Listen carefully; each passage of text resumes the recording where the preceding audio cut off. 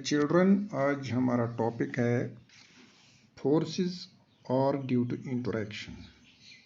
Forces और due to interaction, ये है आज हमारा topic. Have a look on these pictures. यहाँ देखिए, ये पिक्चर नंबर 1 देखिए आप। This suppose a man is standing behind a car. आप देखिए इस तरफ, ये तो जो मोनी वाक पतकिन गाड़ी पतकिन खड़ा है। Will car move? क्या ये गाड़ी चल सकती है? Because of the presence of man, इस आदमी की मौजूदगी की वजह से गाड़ी चल सकती है? No, it can not move, ये नहीं चल सकती है। Suppose now this man is applying some force on the car. दूसरी शक्ल में आप देखिए, दूसरे पिक्चर में आप देखिए। सपोज ये मैन अब इस कार पे कुछ फोर्स अप्लाई करता है। द कार में begin to move in the direction of the applied force. ये गाड़ी चल सकती है, ये चलना शुरू कर सकती है, क्योंकि अब ये आदमी इसके ऊपर फोर्स अप्लाई करता है। ये मूव कर सकती है इन the direction of applied force. जिस डायरेक्शन में ये फोर्स अप्लाई करता है, उसी डायरेक्शन में ये अब मूव करना शुरू करेगी। ठीक है। अब यहाँ पे देख लीजिए, आप यहाँ पे देख लीजिए, अब इस फिगर में आप देख लीजिए, ये फिगर देख लीजिए आप।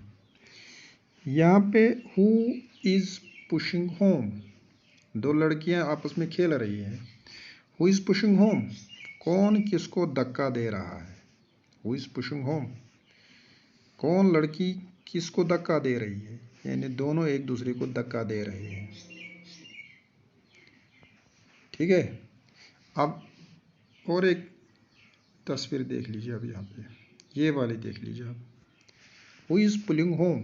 ये एक दूसरे को पुल करते हैं, खींचते हैं। Who is pulling home? कौन किसको पुल कर रहा है, कौन किसको खींच रहा है? दोनों एक दूसरे को खींच रहे हैं। ठीक है। यानी इन एग्जाम्पल से हमें क्या पता चलता है? What we are trying to infer, या what we can infer from these examples. इन एग्जाम्पल से हमें यही पता चलता है कि जब दो चीज़ें आपस में इंटरैक्ट करते हैं तो फोर्स कम इनटू प्ले, यानी फोर्स अपना असर दिखाता है तभी जब दो ऑब्जेक्ट्स एक दूसरे के साथ interact.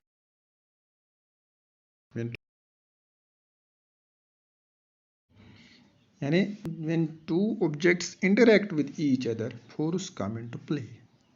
force come into play, यानी दो चीज़ों के इंटरैक्ट करने से ही फोर्स अपना इफेक्ट दिखाता है। Force come into play, force काम में आता है। ठीक है। यानी without interacting force can not come into play, जैसा कि आपने इस पहले तस्वीर में देखा। यहाँ पे फिगर 1 में आपने देखा, दो ऑब्जेक्ट्स है, एक ऑब्जेक्ट है कार और दूसरा ऑब्जेक्ट है मैन, लेकिन फोर्स अपना इफेक्ट नहीं दिखाता है।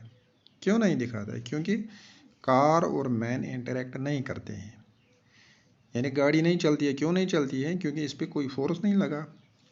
हालांकि इसके पीछे आदमी है, खड़ा है, लेकिन वो इसके साथ हाथ नहीं लगाता, इसके साथ टच नहीं करता। जब तक वो इसके साथ टच नहीं करेगा, इंटरैक्ट नहीं करेगा, वो अपना फोर्स तब तक इसके ऊपर वो फोर्स का असर नहीं दिखा सकता।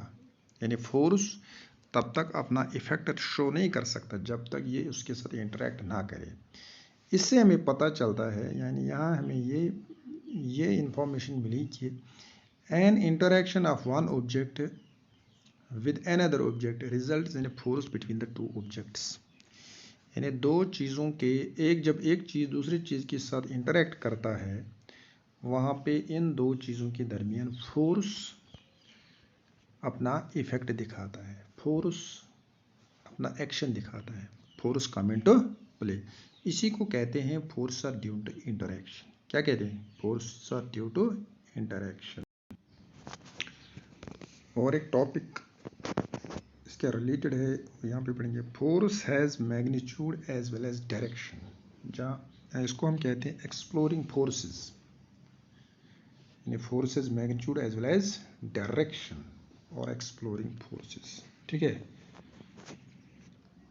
फोर्सेस जो आसान मैग्नीट्यूड थी, फोर्सेस जो आसान डायरेक्शन थी, मतलब वनो एक्सप्लोरिंग फोर्सेस। क्या वनो एक्सप्लोरिंग फोर्सेस। यहाँ पे कुछ चीज़ें आप याद रखो।